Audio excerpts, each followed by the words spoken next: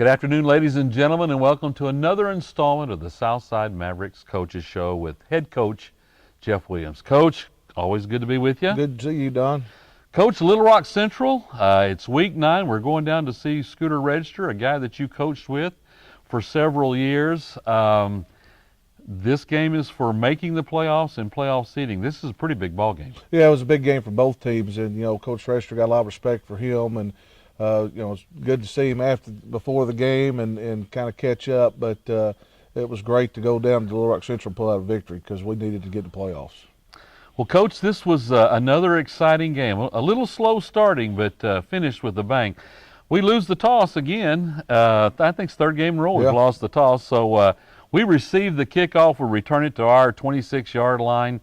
We go 4 and out, punt back to the Central 43-yard line. They start from their 43-yard line. They make a couple of first downs.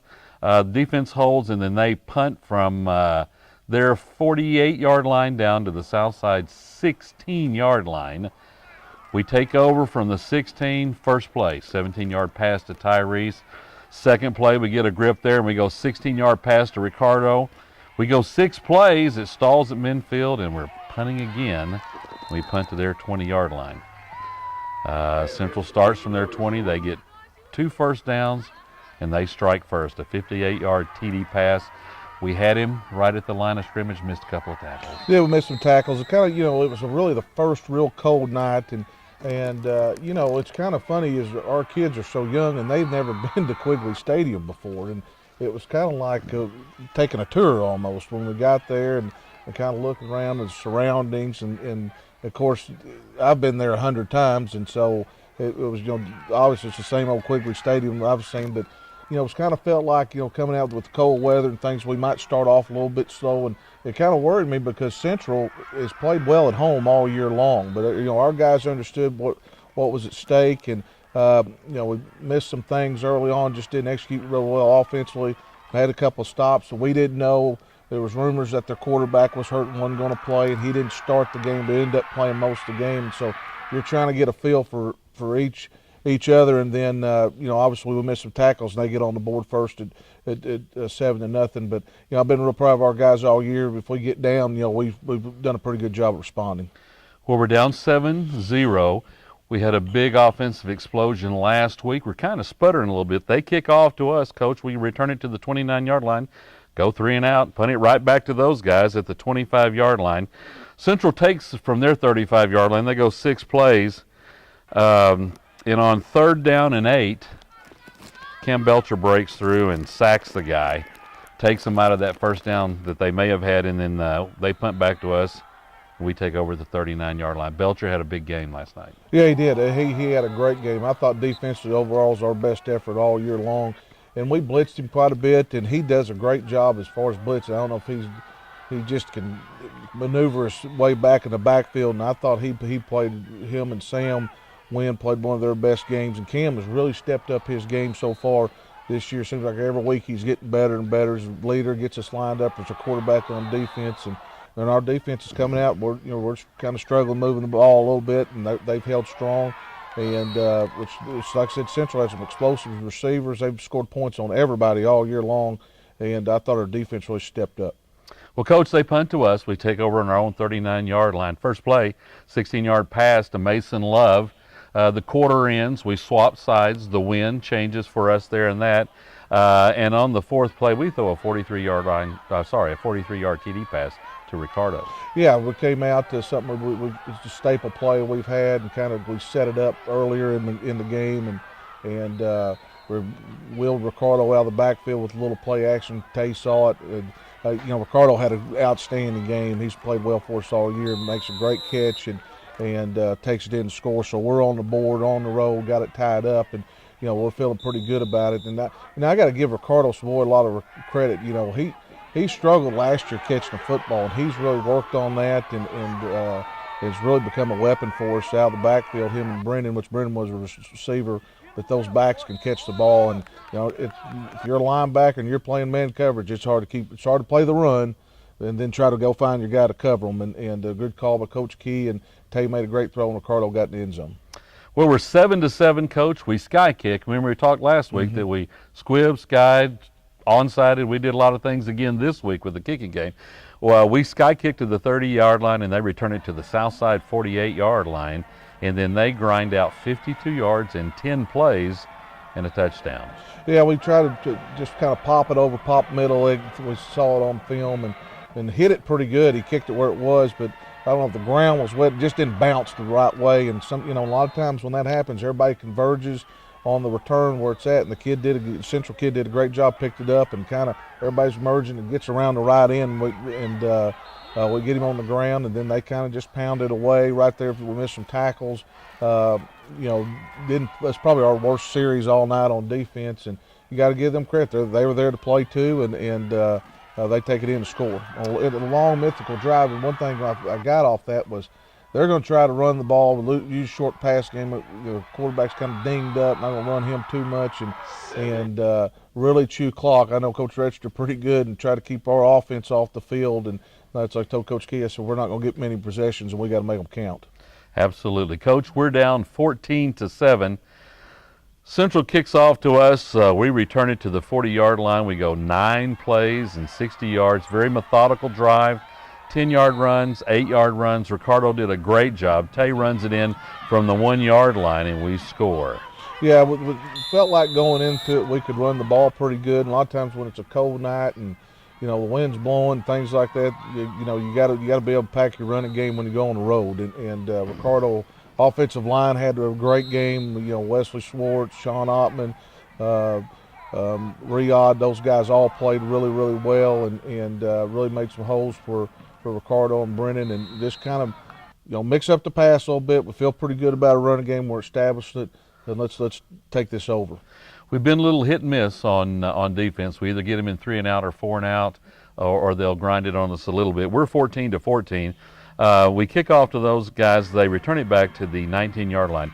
Great coverage by the coverage team on that kickoff. Coach. Yeah, we were just talking in our coaches meeting. We've put Ricardo Savoy on the kickoff team. He kind of volunteered to do it, and ever since then, our coverage has been great during punts. Our coverage has been great on kickoffs, and he's added something to it. But our guys take a lot of pride in that. Coach West has done a good job with our special teams, and we take a lot of pride in covering kicks. Well, we hold them. Great coverage. They run 4 plays. Defense holds. They punt it. It's down at the Southside 41-yard line. We are pretty late in the second quarter. From our own 41-yard line, third play from scrimmage, Ricardo goes 24 yards to the Central 25-yard line. And then on third down in that same series from the 20-yard line, Tay goes 18 down to the 2, and then Tay takes it in from the 2-yard line on the keeper. Yeah, we felt pretty good about it. It was about the end of the half. We had 3 timeouts, had plenty of time, and Ricardo hit some runs, and then we faked it and ran a counter with Tay, and it seems like we were giving it to Ricardo and Brennan, and all the linebackers and safeties took off with them and really opened it up for Tay, and Tay made a couple of guys miss and got it down the 2-yard line. And we got in our goal line stuff and did a really good job up front and got in the end zone right before half. So, we missed our extra point. It's 20-14 right there at the end of the half. So we've got momentum on our side going into halftime. They did block the extra point. We had several things going on in our extra point game, and then we'll talk about that throughout the show. Well, Coach, we kick off to them. It goes to the 20-yard line. They run a couple of plays, and that's the end of the half. We're sitting at 20-14. The tide seems to be turning, and when we start talking about the third quarter, it's about to be the wildest quarter I've seen Southside play in a long time. Me too. There's no doubt. I mean, the third quarter, I've been doing this a long time, and I've never seen a third quarter like that at all. But, going into halftime, we had to make a couple adjustments, and just we're going to mix it up a little bit. Felt good about a running game on offense. We mix our runs up, mix with our pass, and defensively, we're in good shape. We just got to communicate a little bit better and tackle better, and that was pretty much what we talked about at halftime. And to get out the first series coming out of the second half is making a stop. Well, Coach, we're 20-14. We're going to the half. Ladies and gentlemen, we'll be back in just a moment to talk about that exciting third quarter.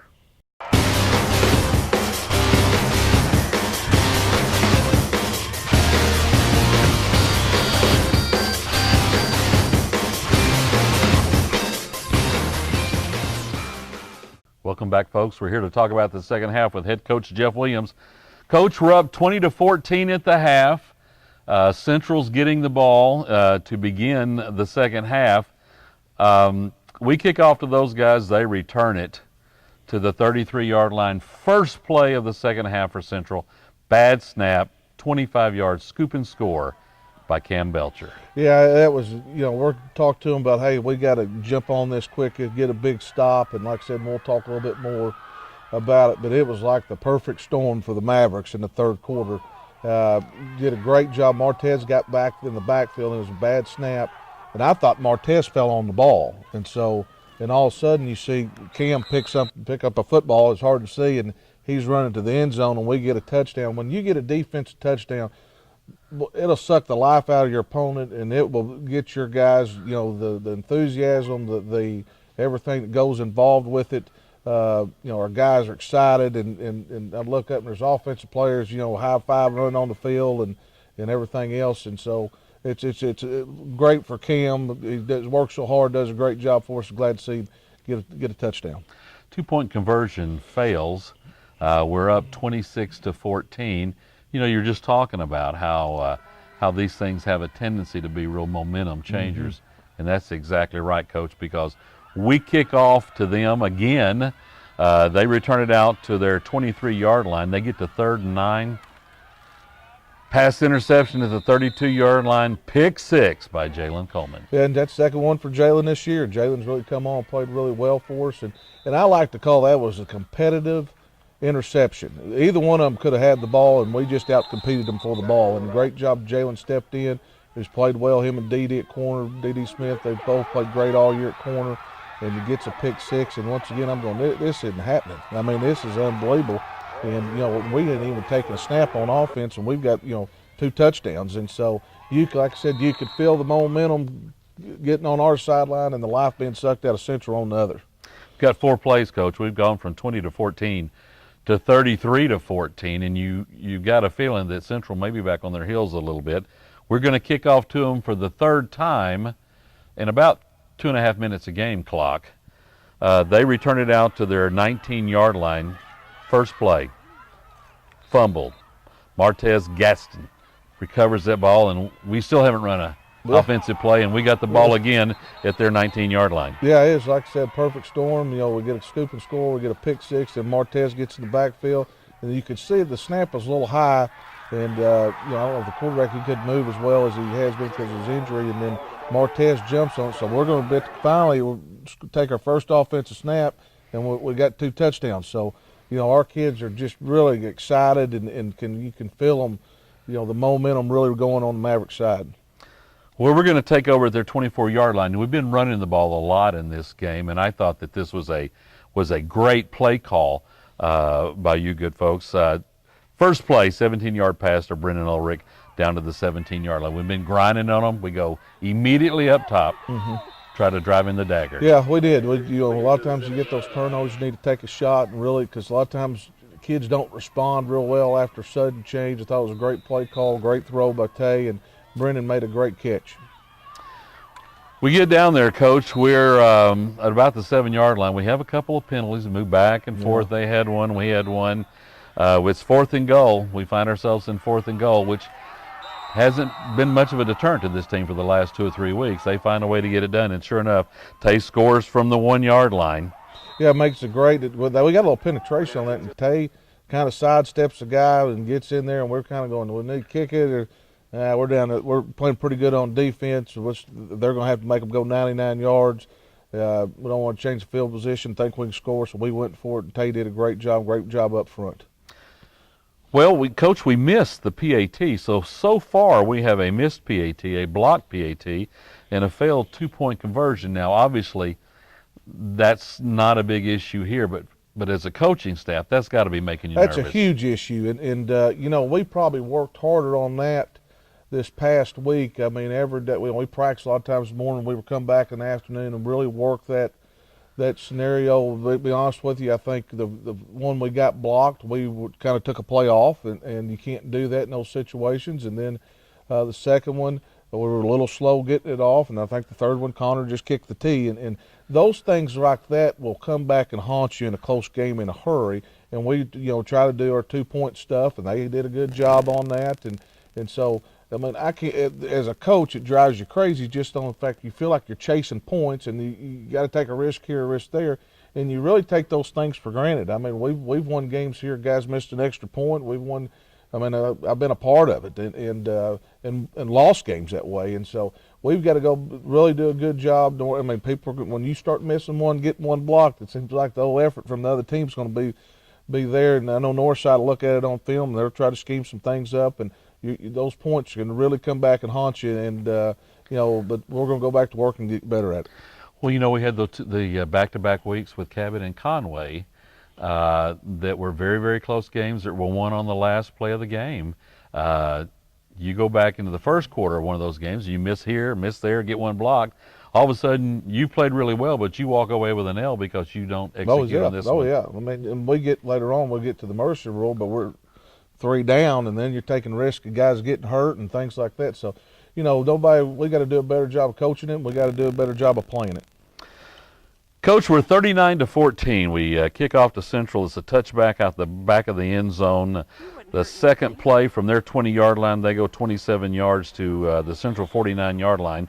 The next play, they throw a 20-yard pass on a really well blocked and executed screenplay, and they've gone 2 plays and 47 yards. They're looking pretty good. Well, they've done it all year.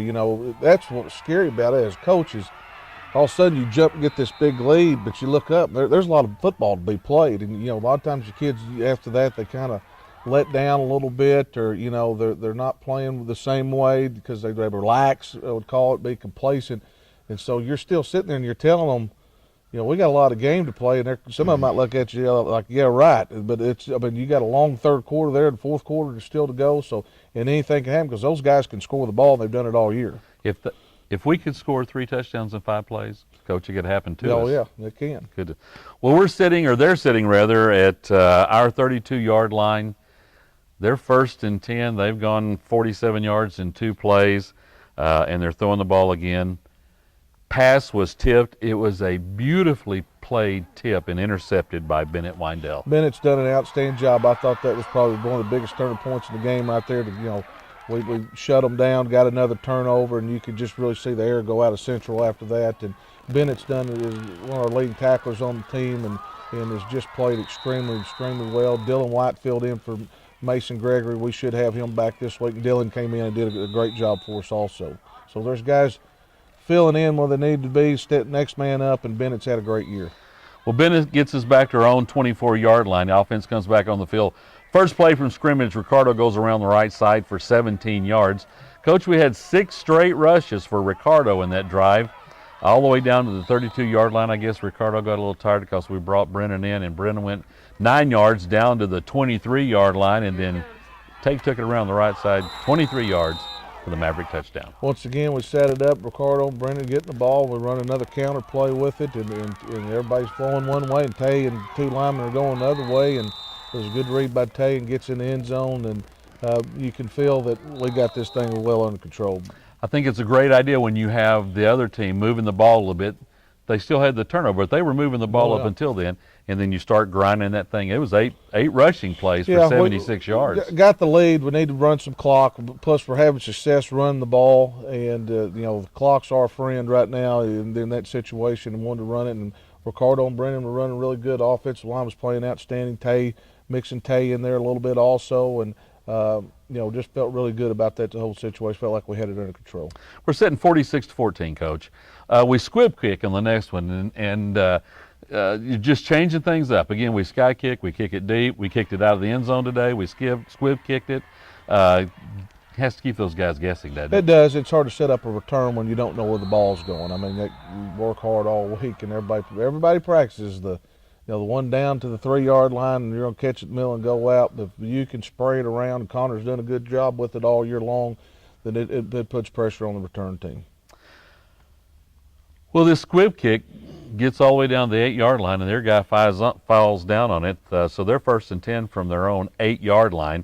They go 6 plays and out, and the fourth quarter ends on a punt by them back to the 42-yard line. So at the end of 3 quarters, Coach, we're 46-14. Are we thinking about letting some subs get in the game? Well, we are. We want to get to the mercy rule first, and that way it gets the clock running. We can get out of there quick without injuries, and so that's kind of, I think, everybody's MO anymore is try to, you get the mercy rule, then you get your backups in. You might do a little bit here and there, but that's the whole key, to get the clock running and to get off the field. Well, after the punt, we're at their 42-yard line to begin the drive. It's 3rd and 2. Ricardo goes right up the gut for 19 yards. Brennan comes in right after him, goes for 9 yards. We're 3rd down and 4. Get a holding call. Yeah. All of a sudden, we're back. It's 3rd down and 14, and it's a 24-yard TD pass to Ricardo out of the backfield. Great call by Coach Key. I'll be honest with you, I wasn't real fired up about it, but we ran the screen pass, and Coach Key made a good call. And we've worked the screen all week, and it's kind of been hit and miss a little bit, but it was wide open, and Ricardo Tay did a great job of selling everything downfield. Our offensive line did a great job. It looked like a convoy running down the field, and he was wide open. Ricardo did a great job. Scampers in the end zone. We're in the mercy rule, and we want to get that clock running, get some young guys in there, and get back to Fort Smith. 52-14, Coach. We're getting late half of the fourth quarter. It looked like we put the subs in. We kick off to Central. They take over at their own 35-yard line, and then they go 5 plays and 65 yards for the TD, and they run it in from the 5-yard line. Yep. We expect those guys to play too. It don't matter if you're the backup or whoever, or, what string you are. When you go in, you're going to need to play, and it's good to get those guys experience on Friday night. It's going to help our program, help everybody down the road. But they did a pretty good job, missed some tackles, but those guys got to do a better job. We're sitting at 52-21. Coach, they kick off to us on an onside kick. We recover it and run out the clock, and our final score is 52-21 Mavericks. Yeah, I was really proud of our second unit coming in offensively. They never got the ball back, and we ended up, we went down to Central, took care of business, played really well both sides of the ball. Like we're really getting some confidence, and most of our teams here at Southside, they get better as the year goes on. I think there's no difference in this team, and so we set up, with our crosstown rival next week with Northside, and looks like we're probably in the playoffs the way everything's worked out right now. But we need another win to help our seed. Coach, statistically, this was just the other side of the coin from last week. Last week we throw for 558. We have 100 or so yards of rushing. We're at that 650, 660. This week we start grinding it out. Tay comes out and has 160 yards passing. 90 of that went to Ricardo. Mm-hmm. And Tay also had 11 rushes for 66 yards, and Tay was involved in 4 of our touchdowns. Ricardo had the game of his life from what I could tell. He had 146 rushing yards and 236 total yards from scrimmage. Ricardo did. He had a great game, both him and Brennan. And Ricardo, you could sense it. He was running physically, and he looked fast and was really hitting it. And that's the thing about football. And people don't get. They think you go out and do the same thing each week, and you want to improve on things, obviously. But each game is a different matchup, and so we played Catholic last week, and we felt like we could throw the ball pretty well on those guys. Well, the stats show this week kind of went in against Central. Hey, they're not bad back there in the secondary. They hadn't stopped the run very good all year long, and so it just gets down to matchups on what you can do. But we always want to be able to run it when we want to and be able to throw it when we want to, and so you just got to find ways. This week I would say the story of the defense with getting all the turnovers, scoops, and scores, just finding different ways to win football games because matchups are all different. Well, let's talk about that defense. They seem to be rounding into shape at the right time of the season. Coach, there were 4 turnovers. Their defense caused 4 turnovers. There were 2 interceptions. Jalen had a pick 6 on one of those. We had a scoop and score by Cam Belch. We had a fumble recovered by Martez, and then Windell had an interception too.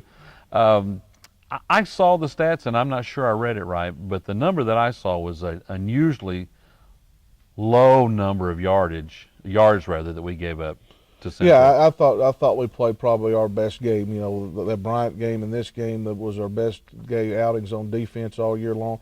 But you can create those turnovers. Those things are huge, and we've done a good job all year. You know, that was a big emphasis going into this year. I thought last year we turned the ball away too much, and we put a big emphasis starting right into this room in January was ball security with every player on the field, and we talked to our guys. We do turnover circuit every week and about getting those turnovers, and Coach Tessing and the defense staff do a good job of coaching that, and was really proud of the way our defense plays. And if they can get us some turnovers and play like that every week, we got a good shot every week. All three phases of the game, Coach. Actually, if you look at the last 2 or 3 games, you know, we've thrown the ball really well. We've thrown the ball really well last week, and now we're showing folks that we can grind it out on the ground if we need to.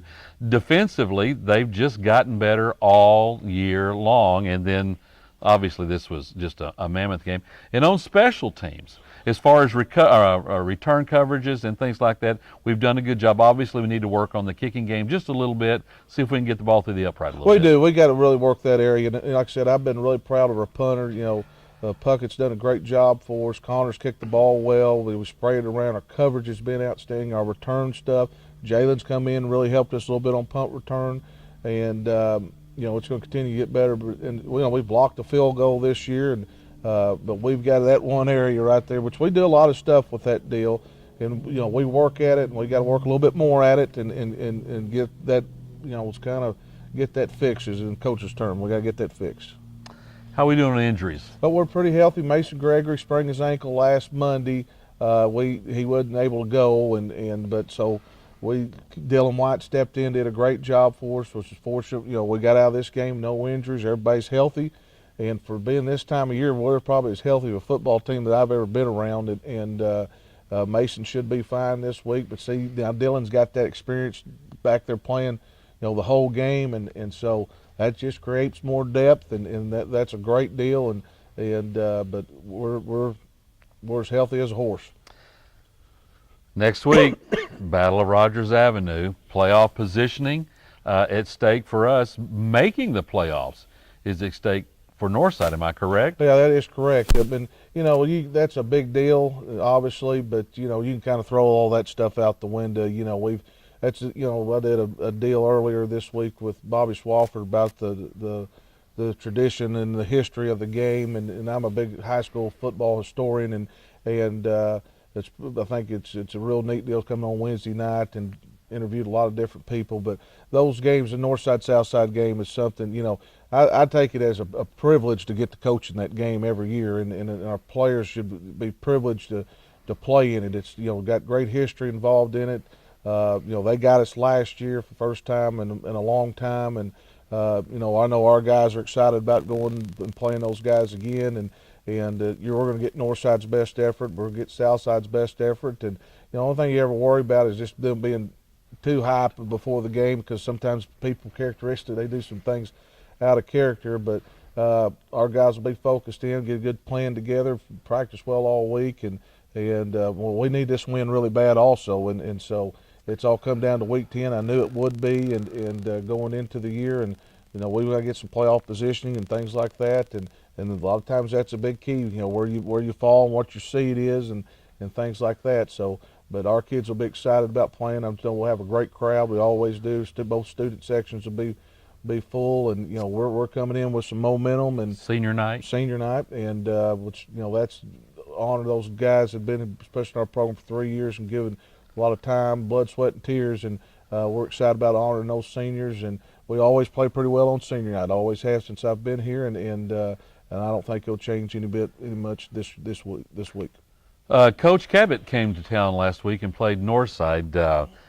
It was kind of important for us, for Northside, to beat Cabot. That would have allowed us, if we beat Northside this week, to be a 4 seed and get a home game. So 5th seed's about as well as we can do. If we end up being the 5 seed, do you have any idea where we may go first week? Well, you look up at the West, you'll play somebody in the West, and at the West right now, 1 and 2 is still up in there. Bentonville West play this week to determine 1 and 2. 3 and 4 are solid. The 3rd seed is Fayetteville, the 4th seed's Harbor. So if we finish 5, we'll get to see them again. We saw them in week 1. And then the 5th and 6th seed is Springdale and Rogers, and obviously whoever the winner is will be the 5th seed, and the 6th seed will be the loser. And then on our side in the Central Conference, North Little Rock's got the #1 seed already by beating Bryant, and Conway and Bryant play this week, and the winners will be 2 and the loser will be 3. Cabot's already stuck with the win over Northside. No matter what happens, they play North Little Rock this week. They're stuck at 4, and so we're going to be 5th or 6th. Don't know which one it is yet. Catholic still got a chance if they beat Central to get in. Northside loses, they're out. You know, Northside can win, and there's a lot of different scenarios for Northside in the situation. So we are playing to avenge last year, and Northside is playing for their playoff life. Yeah, pretty much.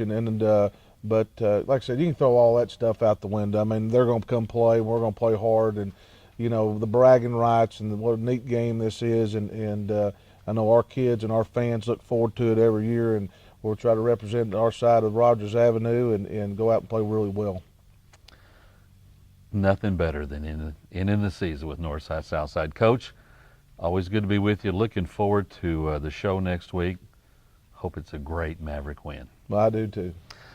Folks, thanks for being with us. We look forward to seeing you next week for the Southside Mavericks Head Coaches Show with Jeff Williams.